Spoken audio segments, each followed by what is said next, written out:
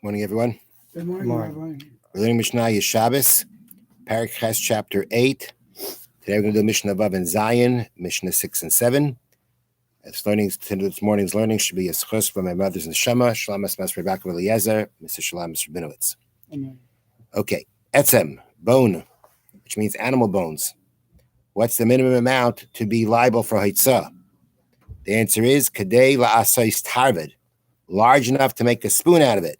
They used to take animal bone and turn it into cutlery.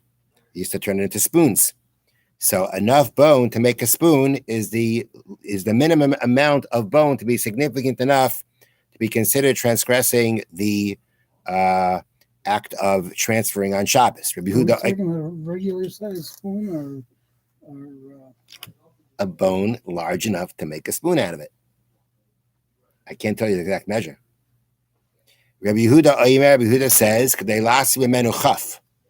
enough to make the tooth of a key. So the way they explain it here is keys were made of wood into which teeth of bone were inserted. So according to this opinion, Rabbi Yehuda, the minimum for bone is enough to make this tooth for a key. And they say here from the Gemara that less bone is needed for this than for a spoon. So that means that this opinion is being more strict.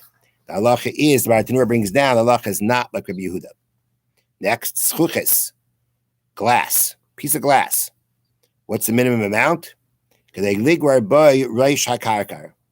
Enough glass to scrape the tip of a weaver's pick. Now that's explained like this. When weaving cloth, a weaver would use a pick to separate threads that had become entangled. He would occasionally scrape the tip of the pick with a small piece of glass to sharpen it. So that's what the glass is talking about here. The glass is a sharpener for this pick. So the smallest amount, the minimum amount of glass that's considered significant is enough to scrape the top of this glass for sharpening. Next, tzrar or even.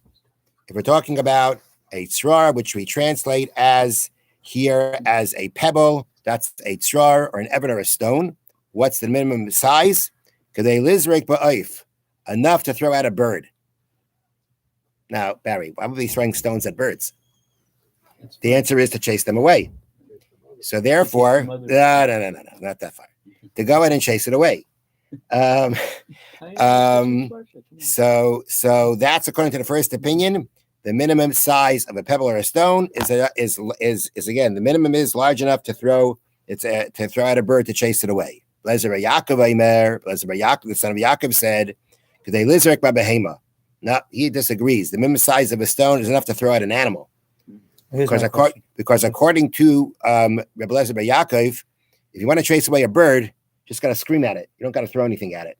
So therefore, he says the size of the minimum pebble is going to be larger, which you need to throw at an animal. Because in an animal, you need to throw the stone. Does this have to be something that they would take back to their house and put in the cabinet?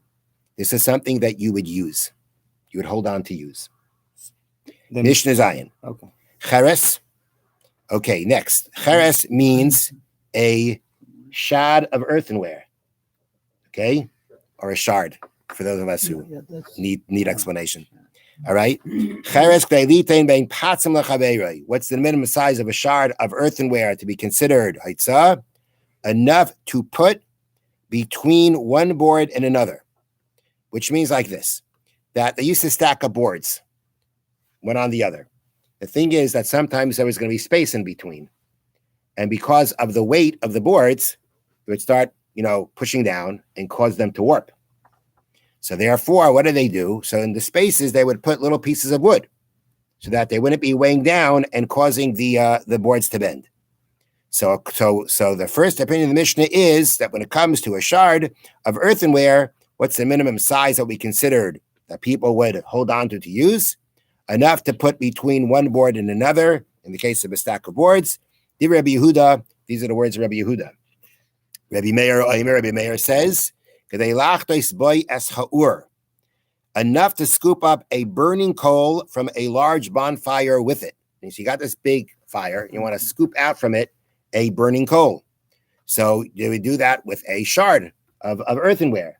So the minimum size, according to Reb Meir, of a significant piece of earthenware or shard of earthenware to be haitzah is enough to shovel out a burning coal from a large fire. Is that more than the previous? Well, I'll see in a second. Rabbi Yosi says, "Kadei lakabel by revius." The shard has to be enough to be able to hold a revius of liquid. Revius is a liquid volume, and apparently use these shards sometimes for drinking. And if it's large enough to hold the revius, then we say that it's considered significant according to Rabbi Yosi. So they bring down here that Rabbi Yosi's measure, this last measure, they lakabel by revius, enough to hold the revius, is smaller than enough to shovel out a burning coal. Okay, so Rabbi Yosi's size is smaller than Rabbi Meir's size. And then when we talk about the first opinion, which is Rabbi Yehuda, who said that you're putting, I'm sorry, I said piece of wood, you put the shard in between the pieces of wood. Okay, according to him, that's the smallest of them all. So that's what they bring down here in the bottom from the Meiri. So you've got the smallest, which means the most stringent, is the first opinion of Rabbi Yehuda, which is the shards you would put in between boards. That's the smallest. Reb Meir, who says to scoop out the coal, lands up being the biggest amount. And then you have in the middle Rabbi Yosi, which is enough to hold a revius of liquid. Omar Rabbi Meir said, Av al pi shein ra'aya l'davar, although what I'm about to bring now is not a proof to my point that the minimum significance usage of a cheres is for the purpose of scooping up a coal, burning coal, zeicha l'davar, but there's a hint to it. There's an allusion to it in a pasuk in a verse. The pasuk reads, "Lo yimatzei b'mchitasai cheres lachtos eish miyakud." There shall not be found among its pieces a shard of earthenware, take a burning coal from a fire. So this comes from the Navi Yeshaya, who was rebuking the Jewish people for putting their trust in the king of Egypt, in Egypt, the king of Egypt, rather than Hashem. And he warns them that the wall of protection that they are looking for from the Egyptians is going to be completely destroyed as a potter shatters an unwanted earthenware vessel. And when a potter has this unwanted earthenware vessel and he smashes it because he wants to basically make it in little pieces and reform it, the point is that this wall of protection that you seek from the Egyptians is going to be like an earthenware thing that was shattered. It could be like an earthenware pot that was shattered, and there'll not be found amongst its pieces a shard to scoop up fire from a bonfire. So you see from the example, trying to say, this thing is going to it's going to be shattered as much as a shattered pot, to the point that you won't have a shard to scoop up coal. So the fact that the Torah uses the Navi uses the example of scooping up a shard of coal to say it won't even be able to do that would imply that what's the smallest usage for this earthenware vessel? Scooping up a coal. Because that's why it says it won't be found a shard even to scoop up a coal. Again, it's strange. Rabbi Yosi said to him, Misham Raya, from there you have a proof. You're forgetting about the rest of the pasuk. The pasuk says there will not be found a shard to scoop up fire, or to scoop up water from a pit. So you have the example used about scooping up water with the earthenware too. So you see from the pasuk that pasuk used the example of scooping up water, that's the smallest usage of the shard. So that's why Rabbi Yosi says you don't even have a hint to what you're saying, because my thing is mentioned also as the minimum usage for the cheres that won't be available. So in the bottom they bring down here from the Tosfos Yantif, what would Reb Meir say back to that question? He would say the pasuk means to say that you will not, and I guess he's saying it based on the first thing mentioned, you will not find a shard to scoop up fire, which is the minimum significant usage. Not only that, you won't even find a shard to scoop up water with, which is even less than the significant uses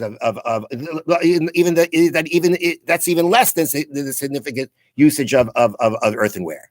So according to Reb Meir, the pasuk is trying to say this thing is going to be smashed up, not only to the point that you can't use it for its least significant usage, which is to scoop up a burning coal.